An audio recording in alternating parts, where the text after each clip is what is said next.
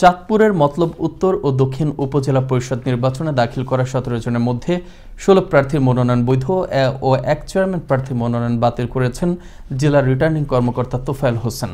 বুধবার সকাল থেকে বিকেল 4টা পর্যন্ত 17 জনের মনোনয়নপত্র যাচাই বাছাই শেষে ঋণ খেলাপির অভিযোগে মতলব উত্তর উপজেলা পরিষদ নির্বাচনের চেয়ারম্যান প্রার্থী গাজী মুক্তার হোসেনের মনোনয়নপত্র বাতিল করা হয়। আগামী 8ই মে দুটি উপজেলায় ইলেকট্রনিক ভোটিং মেশিন এর মাধ্যমে ভোট গ্রহণ অনুষ্ঠিত হবে। আমি একজন চেয়ারম্যান ক্যান্ডিডেট এবং আমি একজন সফল ব্যবসায়ী ক্ষেত্রে আমার কিছু সমস্যা থাকতেই পারে, বাট সকালে আমি এসে এখানে দেখলাম যে বাংলাদেশ ব্যাংক থেকে একটা চিঠি আসছে যে আমি ঋণ খেলাপি, কিন্তু আমি ঋণ খেলাপি নই।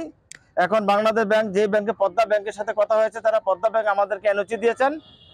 এখন তারা বলে যে সিস্টেম 4টা বাজে গেছে, সকালে ডিসি সাহেবের কাছে উনি পাঠাইলে আমার এটা বৈধ হয়ে যাবে ইনশাল্লাহ।